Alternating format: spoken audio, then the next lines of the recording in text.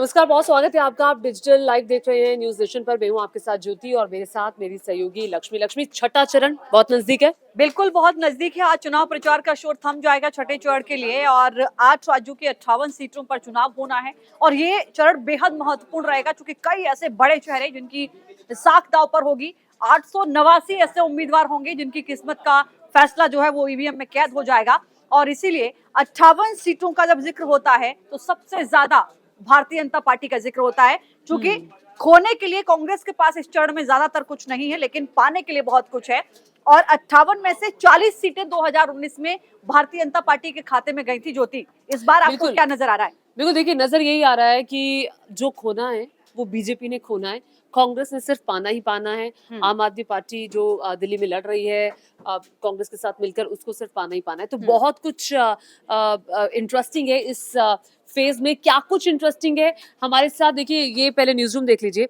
ये हमारा digital news room है और इस न्यूज रूम में बैठे सभी पत्रकार जो हैं हर वक्त हर खबर पर नजर रखते हैं, अपनी पैनी नजर रखते हैं और वो क्या सोचते हैं इस चरण के बारे में, इन सब से हम बात करेंगे। और अलग अलग इलाकों से सब ताल्लुक रखते हैं और हमारे साथ मधुरेंद्र जी भी जुड़ेंगे। देखिए मधुरेंद्र जी हमारे चैनल की इंसाइक्लोपीडिया है, हर विषय पर इनकी पैनी नजर रहती है। मधुरेंद्र जी, ये छठा चरण, बीजेपी के पास पिछली बार सारी सीटें थी, कांग्रेस के पास एक भी नहीं थी, आम आदमी पार्टी के पास एक भी नहीं थी, बहुत कुछ है पाने के लिए। देखिए, पाने के लिए बहुत कुछ है, लेकिन सवाल अगर हम दिल्ली से शुरू करें, क्योंकि दिल्ली के चुनाव पर सबकी नजर है, तो यहाँ पर एक यूनिक गठबंधन हुआ है, वो है आम आदमी पार्टी और कांग्रेस का गठबंधन। ये गठबंधन इसलिए भी यूनिक है क्योंकि आम आदमी पार्टी का जन्म दिल्ली की धरती पर तब हुआ जब उसने कांग्रेस के खिलाफ भ्रष्टाचार और तमाम तरह के आंदोलनों को जन्म देते हुए अपनी पार्टी का गठन किया। और दिल्ली में कांग्रेस जो लगातार 15 साल से राज कर रही थी शीला दीक्षित के नेतृत्व में, उनका सुपड़ा साफ कर दिया। लेकिन इसी दिल्ली में आम आदमी पार्टी एक भी लोकसभा का सीट पिछले 2 चुनाव में नहीं जीत पाई। ये सबसे दिलचस्प इसलिए है क्योंकि अब कांग्रेस के साथ, उसी कांग्रेस के साथ गठबंधन करके आम आदमी पार्टी जो है वो दिल्ली में अपने को टेस्ट करने की कोशिश कर रही है। लक्ष्मी, आपको क्या लग रहा है?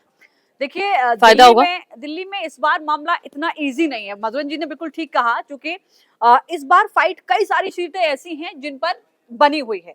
मनोज तिवारी की सीट को लेकर आपका आकलन क्या कहता है वो मैं आपसे समझूंगी, लेकिन उतना इजी वे इस बार मनोज तिवारी के लिए भी नजर नहीं आ रहा है। बात कन्हैया कुमार की नहीं है, बात यह है कि दो पार्टियों का गठबंधन है। तो अगर आप अच्छा, एक मिनट आप आगे बढ़े, मैं सॉरी मैं बीच में रोक रही हूँ। आज कन्हैया कुमार ने मनोज तिवारी साहब को बुलाया डिस्कशन के लिए, पहुंचेंगे? देखिए, मनोज तिवारी का जो एक तरह से देखा जाए फीचर या उनकी एक तरह से देखा जाए कि यूएसपी क्या है, वो डिस्कशन नहीं है, वो गाना है, लोगों का मनोरंजन करना है। तो डिस्कशन वर्सेस मनोरंजन कैसे हो सकता है? अच्छा, बहुत सारे लोगों को मैंने सुना वो कह रहे थे कि भैया गाने से इलाका नहीं चलता है, आपको कुछ करना पड़ेगा।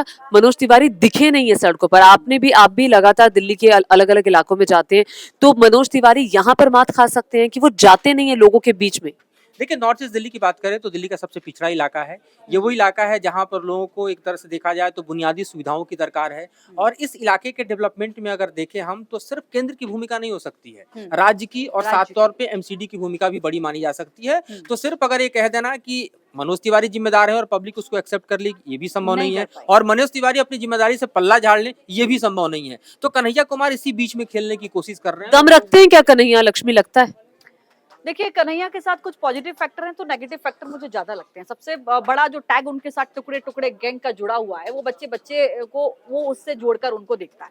लेकिन इसके अलावा बाकी की चीजें आप देखें, जाहिर है कि मनोज तिवारी के लिए राह इसलिए भी मुश्किल नजर आती है, थोड़ी कठिन नजर आती है। हालांकि हम ये नहीं कह सकते क्योंकि जो अंतर रहा था वो करीब करीब मेरे हिसाब से 5 लाख के आसपास का अंतर था मधुरन जी पिछली बार।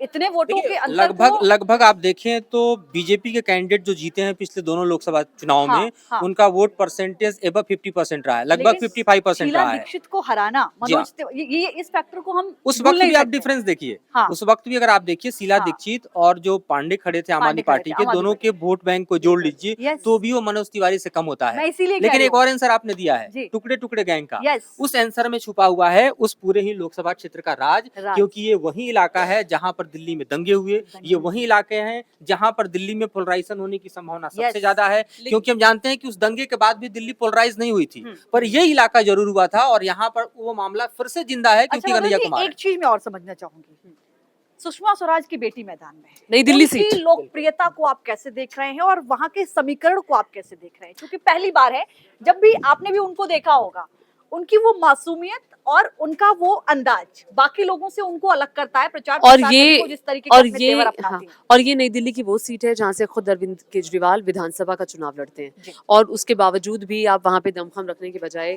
आप पिछली बार चुनौती नहीं दे पाए इस सीट पर भी। और एक और जो खास बात ये है, बीजेपी के ने जितनी सीटों का आवंटन किया दिल्ली में, सिर्फ मनोज तिवारी अपने आप को रिटेन कर पाए, बाकी सभी को चेंज करना चेहरा पड़ा, बदलना बीजेपी को चेहरे बदलने पड़े। देखिए मनोज तिवारी रिटेन कर पाए, उसके दो बड़े फैक्टर थे। एक बड़ा फैक्टर था कि दिल्ली में पूर्वांचल वोटर बहुत मायने रखता है बिल्कुल सर। और मनोज तिवारी और से खास बड़ा करके उस चेहरा- इलाके में। जी हाँ, और मनोज तिवारी से कोई बड़ा चेहरा बीजेपी को नहीं मिल पाया नहीं मिल कि पाया। पूर्वांचल के फेस के तौर पर एस्टेब्लिश किया बिल्कुल जाए। ठीक कहा। दूसरा बड़ा फैक्टर कि मैं अभी सर वो जिस आंकड़े व्यक्ति पढ़ को रही थी पूर्वांचल का, मैं आपने जिक्र किया, माफी इंटरप्ट चाह रही हूँ, करूंगा रोक रही हूँ। कंटिन्यूटी के लिए, हाँ। क्योंकि मनोज तिवारी को अगर ये टिकट काट देते तो ये भी मैसेज आता कि दिल्ली में जिस पार्टी ने यस।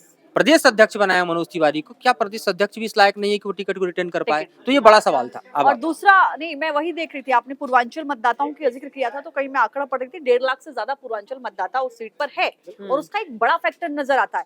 दूसरा ये भी फैक्टर है कि दोनों ही प्रत्याशी बिहार से, कन्हैया कुमार कन्हैया भी भी, मनोज भी। और मनोज तिवारी भी। लेकिन देखिए मनोज तिवारी और कन्हैया की अगर बात करते हैं तो मनोज तिवारी के साथ फैक्टर बड़ा क्या है, उनके साथ कैडर खड़ा है। कैडर खड़ा है कांग्रेस के पास कांग्रेस का कैडर कन्हैया के साथ नहीं खड़ा है। कन्हैया के साथ। कन्हैया के कारण ही कांग्रेस की स्प्लिट हो गई, उसके अरे प्रदेश अध्यक्ष तक ने चले गए। इस्तीफा तक दे ठीक दिया। है, और दूसरा बड़ा मसला ये है कि आम आदमी पार्टी का इस वक्त कार्यकर्ता कन्हैया के साथ ज्यादा दिखाई दे रहा है बनस्पत की कांग्रेस के कार्यकर्ता के। तो बूथ मैनेजमेंट काफी मायने रखता है। आपको वाइस कांग्रेस पार्टी ने जो भी 2-3 टिकट दिए उसमें आपको लगता नहीं बाहरी कैंडिडेट्स को ज्यादा, क्योंकि कन्हैया दिल्ली में भले ही वो यहाँ पे पढ़े लिखे हों लेकिन वो खुद रहने वाले बिहार के हैं, और हालांकि मनोज तिवारी के साथ भी सेम यही फैक्टर है, लेकिन अरविंदर सिंह लवली यही कहते रहने कि यहाँ का व्यक्ति क्यों नहीं। बिल्कुल, अगर हम कहें कि बाहरी के फैक्टर को लेकर बात करें तो दो बड़ी चीजें दिखाई देती हैं। एक तो यह है कि दिल्ली में एक फैक्टर है कि कौन रिलेट करेगा बूथ लेवल कार्यकर्ता से।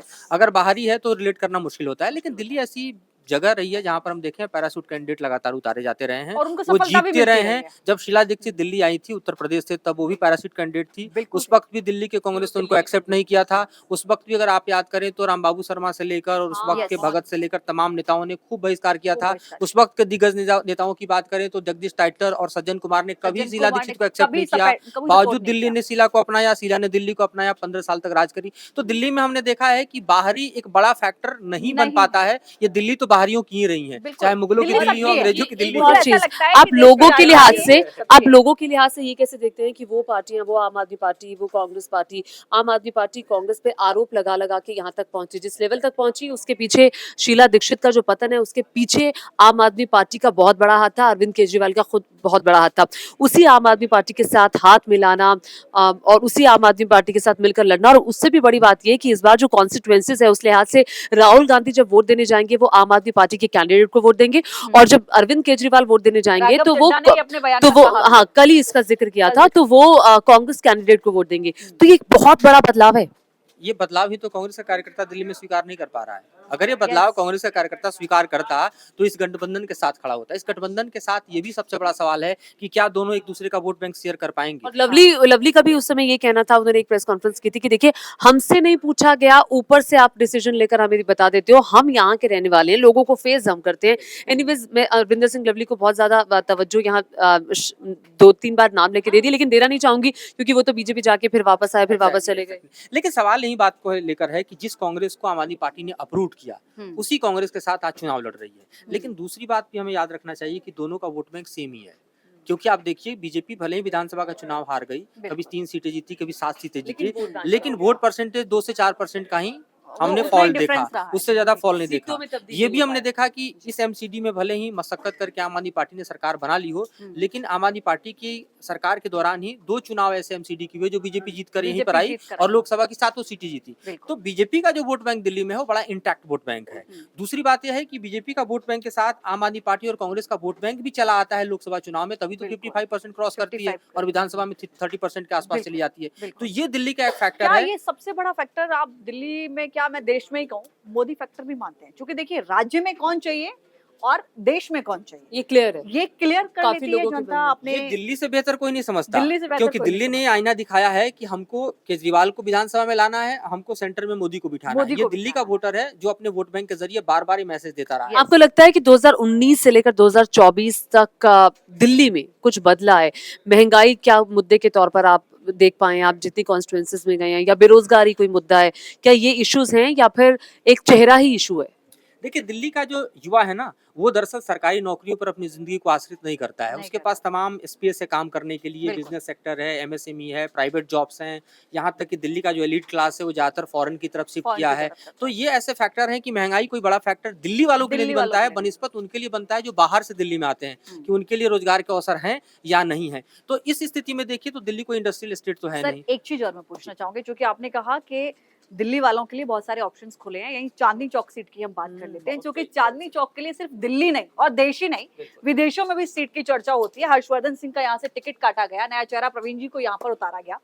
अब नए चेहरे के साथ, हालांकि वो व्यापारिक वर्ग से भी रहे हैं, व्यापारियों में उनकी अच्छी पकड़ है, लेकिन आपको लगता है कि हर्षवर्धन जी को हटाना और एक ऐसे चेहरे को लाना, ये बहुत इजी रहेगा रास्ता बीजेपी के लिए? बीजेपी के लिए दिक्कत। ये मुकाबला ये बड़ा दिलचस्प होने वाला है। दिलचस्प होने वाला वो है। इसलिए क्योंकि जब हर्षवर्धन को भी इस सीट पर लाया गया था तो हर्षवर्धन इस सीट के आपको हम बताऊं वोटर नहीं थे। नहीं थे। वो कृष्णानगर के वोटर थे, वो हाँ, इस दिल्ली सीट कृष्णानगर। के वोटर थे, वो इस दिल्ली से ही टिकट मांग रहे थे। लेकिन मोदी लहर में उनको यहाँ से जीतना आसान रहा। लेकिन अगर सीट की इस रूपरेखा को देखें तो वहाँ पर कांग्रेस और आम आदमी पार्टी के उम्मीदवार जेपी अग्रवाल हैं। जेपी अग्रवाल इस सीट से सांसद रहे हैं, चूंकि बनिया वर्ग से आते हैं और ये सीट बनिया बहुल है। बहुल है। इसके अलावा अगर 10 सीटों की परिकल्पना क्या देखें, जेपी अग्रवाल आपको, चूंकि वो सांसद भी रहे हैं और कद्दावर नेता हैं बीजेपी के, माफ कीजिएगा कांग्रेस पार्टी के, और पुराने नेता है, खांटी नेता जिसे कहते हैं, पुराने नेता वो हैं, वो आपको प्रवीण खंडेलवाल को टक्कर देते हुए नजर आ रहे हैं? खुद राहुल गांधी उनकी कैंपेनिंग करने के लिए गए। देखिए इस सीट का फैक्टर सीधे समझिए कि यहाँ 3 ऐसी सीटें हैं, बल्ली मारान, चांदनी चौक और मटिया महल, मटिया मुस्लिम बहुल सीट है। इसके अलावा की जो 7 सीटें हैं, करोल बाग से लेकर पीतमपुरा की तरफ मूव करिए, पूरी तरह से बनिया वोट बैंक है। बिल्कुल बनिया मुस्लिम वोट बैंक प्लस बनिया vote bank, 3 seat plus 7 seat. Depend करता है कि 3 सीट जो मुस्लिम वोट बैंक है वो तो सीधे तौर पर जेपी अग्रवाल को जाएगा, लेकिन 7 सीट जो है वो किधर जाएगा, वो बनिया वोट बैंक है। वो वोट बैंक दोनों ही बनिया कैंडिडेट हैं, बीजेपी के भी प्रवीण खंडेलवाल और जेपी अग्रवाल इनके भी। तो ये वोट बैंक किधर पलटता है, क्या वो मोदी की तरफ लोकसभा चुनाव में जाता है या वो मोदी की तरफ नहीं जाता प्रवीण है? के चेहरे पर भी क्या कुछ वोटर क्योंकि आएगा? प्रवीण उस इलाके से दरअसल अगर हम कहें अपने वर्ग की काफी लंबे समय से लंबे समय से हम लंबे देखें समय कि से लड़ाई जुड़े लड़ते रहे हैं। दिल्ली में हमने देखा 20 साल पहले जब सीलिंग डिमोलिशन हो रहा था, तब भी एमपीडी 2020 वो आया बड़े, था। हाँ, तो बड़े व्यापारी संगठनों से जुड़े रहे। जी हाँ, कैट के वो नेता रहे हैं, हाँ। निर्विवाद नेता रहे हैं। तो बनिया वर्ग में उनकी खास पकड़ है, खासतौर पे बिजनेस कम्युनिटी में अच्छी पकड़ है। हमने ये भी देखा है कि किस तरह से सीलिंग डिमोलिशन के बड़े नेता क्योंकि रहे हैं। वो कई व्यापारी संगठनों को हेड कर चुके हैं, वो और सड़क करोल पर लड़ बाग चुके से हैं। और करोल बाग से करोल बाग दिल्ली की विधानसभा सीट करोल बाग से वो बीजेपी की टिकट पर चुनाव भी लड़ चुके हैं, चुनाव उस भी वक्त हार भी चुके हैं। हाँ, हाँ। तो ये अच्छा, सीट मनोज उनके जी, लिए जो है बहुत मायने रखती है, और उनके बहुत करियर के लिए दिलचस्प है मायने ये रखती है। अच्छा, मुकाबला। दिल्ली के बहुत बारे में और बात दिलचस्प है करनी बाकी है अभी, मुकाबला। या हम, नहीं, आप- क्योंकि बहुत सारे स्टेट्स हैं जिसके हाँ ऊपर बिल्कुल, देखिए एक मैं सीट की चर्चा और होनी चाहिए जो आप कह रही थी, नई दिल्ली, नई क्योंकि दिल्ली। वहां पर बांसुरी स्वराज चुनाव लड़ बांसुरी रही थी। स्वराज का जिक्र किया वो सीट मैंने। आप देखिए बेहद वीवीआईपी सीट है। वो इतनी भी वीआईपी सीट है जहां से आप देखिए तो कभी आडवाणी, तो कभी आप देखिए तो मनमोहन सिंह, उसके अलावा आप प्रतिनिधित्व देखिए कर सीट से चुके हैं प्रतिनिधित्व वहाँ कर चुके हैं। हाँ। वहां से मीनाक्षी लेके आती है, वो भी जीत जाती हैं। आपने Yes, केजरीवाल का जिक्र किया, वो वहां से शीला दीक्षित को हरा कर जो है वो विधानसभा की तरफ चले जाते हैं। Yes. तो ये सीट जितनी फ्रजाइल आपको दिखाई देती है उतनी वीवीआईपी भी दिखाई देती है। यहाँ का वोटर चंक जो है वो ज्यादातर मेरा- केंद्रीय कर्मचारी का वोटर। मेरा एक और इसलिए भी कहना था कि क्या सुषमा स्वराज जी का जब जिक्र होता है तो हर कोई उनको एक अलग राजनीतिक चेहरे के मुझे तौर पर पंकज देखता दिखाई है। दे रहे हैं, पंकज भी पंकज दिल्ली पे दिल्ली साइड मुझे लगता है दिल्ली कि दंगल पे आसपास के पंकज जी का भी राज्यों में एक काफी interest है। ले लेते हैं, उनका भी बिल्कुल, अनुभव क्या कहता है। आइए पंकज जी जरा, अरे आपको मोबाइल की जरूरत नहीं है सर, डायरेक्टली आ जाइए। आपको तो आंकड़े ऐसे ही याद हैं। आइए आंकड़े बताइए। हम सुषमा स्वराज जी की बेटी बांसुरी स्वराज जी की सीट पर ही जिक्र कर रहे थे। आपको मैं माइक दूंगी। क्या आपको लग रहा है यहाँ पर क्या कुछ बदलाव, क्या समीकरण और खासकर बांसुरी स्वराज के चेहरे को उतारना, इसके पीछे का वजह? दिल्ली की अगर 7 सीटों में से अगर बात की जाए तो अगर बीजेपी किसी एक सीट पे जीतती हुई दिख रही है तो मेरा जो अपना आकलन है वो बांसुरी स्वराज का है।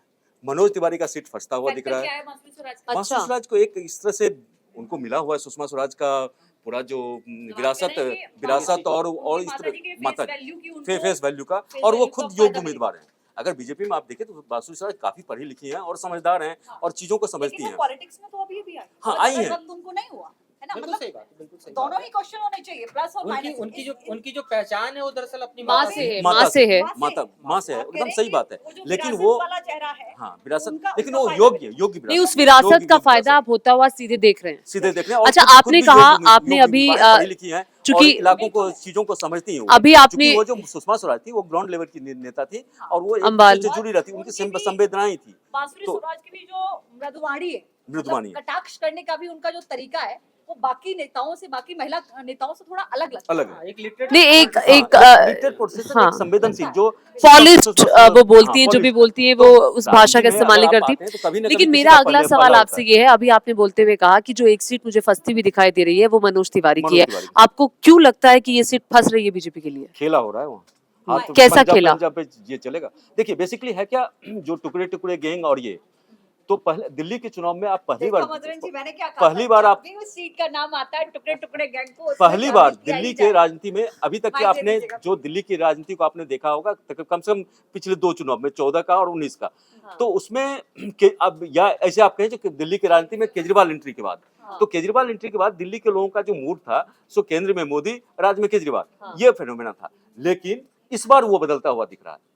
अच्छा, ये इस- बताएं आप, लेकिन आपको लगता है कि मोदी के अलावा कोई दिल्ली की जनता अपने अंदर पीएम कैंडिडेट के तौर पे किसी फेस को देखिए एक्सेप्ट कर दिल्ली पा की रही है? जनता इस बार इमोशन क्योंकि दिल्ली की जनता जो है वो हमेशा एक लीडर को चुनती है, नहीं, एकदम सही चाहे बात शीला आपकी। दीक्षित हो, चाहे केजरीवाल हो, एकदम चाहे सही बात। मोदी हो या मनमोहन सिंह हो। एकदम सही बात। लेकिन अगर आप थोड़ा सा इतिहास में और पीछे जाएंगे तो जिसमें में साहेब सिंह वर्मा और सुषमा स्वराज जब सीएम बनी थी तो उसमें क्या खेल हुआ? लेकिन वो डेमोग्राफ चेंज हो गया है। नहीं। उस डेमोग्राफ में हम इसलिए नहीं जाएंगे क्योंकि 2014 का चुनाव, 19 का चुनाव और आपको 24 के लेकर- चुनाव की नहीं, बात तो करेंगे। इस- मैं फिर काउंटर आपको उसी पॉइंट पे करूंगा जब आप टुकड़े टुकड़े गैंग की बात करते हैं कि यही टुकड़े टुकड़े गैंग की बात दरअसल दिल्ली की जनता इस वक्त नॉर्थ ईस्ट में कर रही है। तो ये फिर वोट बैंक को डिवाइड करने नहीं, वाली बात मैं- ही तो है नहीं नहीं कि एक तरफ हिंदू वोट बैंक और एक तरफ मुस्लिम वोट बैंक डिवाइड हो रहा है। आप मेरे इसको बातों को आप दूसरे डायरेक्शन में ले जा रहे हैं। मैं ये बोल रहा हूँ जो आपने पिछले 2 चुनाव को आपने देखा है, 14 का और 19 का चुनाव देखा है, 14 और 19 के चुनाव में जो आप बात करें वो उस थ्योरी पे जाता है। लेकिन मेरा थ्योरी थोड़ा सा, मेरा अपना जो आकलन है वो थोड़ा सा जी थोड़ा सा दीजिएगा। सवाल मधुरन जी का जो मैं समझ पा रही हूँ,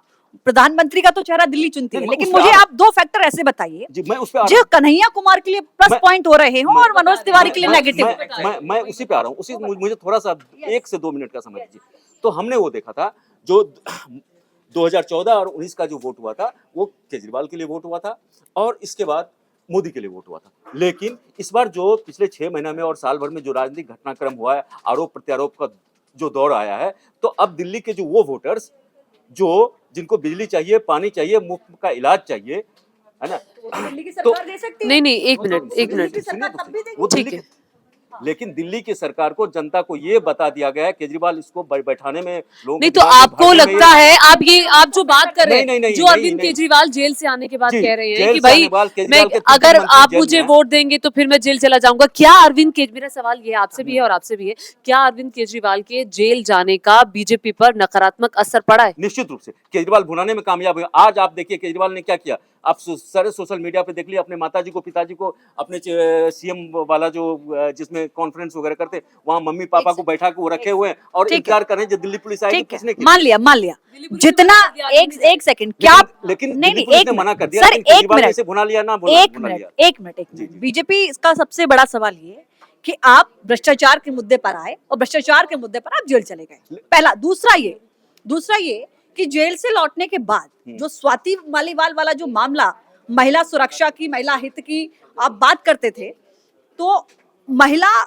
मालीवाल भी हैं, आपकी पार्टी से हैं, सांसद हैं, आपके दफ्तर में उनके साथ गलत होता है, वो खुद आकर आरोप लगाती हैं। क्या ये प्रूफ हो जाएगा कि उनके साथ गलत होता है? नो, ये तो खुद संजय सिंह कहाँ? ने कहा कि क्या? जो हुआ गलत हुआ है, जांच होनी चाहिए। सर्कमस्टांसेस क्या था, किस स्थिति में हुआ, किस हाँ। इंटेंशन जो सीएम नहीं, सीएम आवाज मेरा में गई कहना थी? यह है कि इसका कोई नेगेटिव असर देख रहे हैं कि नहीं? महिलाओं का कोई निगेटिव असर नहीं हो रहा है। हाँ। केजरीवाल जो स्वाति मालीवाल, क्योंकि स्वाति मालीवाल का अपना कोई बेस नहीं है, मुझे जो लगता है ये हाई प्रोफाइल, नहीं, आपको कैसे ऐसे लगता है कि मैं- स्वाति मालीवाल का कोई बेस नहीं है? मैं बता रहा हूँ पॉलिटिकल बेस नहीं है, मधुरन वो जी, पॉलिटिकल बेस नहीं, नहीं है, political पॉलिटिकल base बेस नहीं नहीं है। है। देखिए स्वाति देखिए मालीवाल- देखिए आपकी बात स्वाति से मैं मालीवाल- पंकज जी आपकी बात से सहमत होते हुए भी मैं कहूंगा कि एक महिला के तौर पर महिला के वो मुद्दों को संवेदना है। लेकर नहीं, एक संवेदना तो जाहिर तौर पर वो नहीं, एक क्रॉस आप लेकर देखिए, रखी अगर हुई है। अगर बिना इंटेंशन उनके साथ इस तरह से हुआ है, अगर स्वाति मालीवाल किसी मालाफाइड इंटेंशन से वहां गई थी और उसके बाद ये पॉलिटिक्स हो रहा है, तो फिर गलत है। नहीं तो तो आप स्वाति मार्ग। आप और आप मुझे लगता आपकी है कि एक्चुअली पूरे शुरुआत में- से जो बातचीत हाँ। का जो लब्बो लुबाब है, जो लक्ष्मी भी उठाना चाह रही थी और मधुरन जी भी उठाना चाह रहे थे,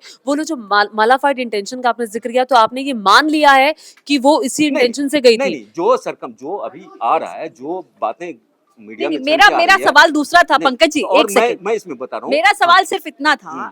कि क्या महिला वोटर पर, हम्म। मैं नहीं कहती कि आम आदमी पार्टी में नहीं कहती कि बीजेपी में नहीं कहती कि वो क्या मायने रखती है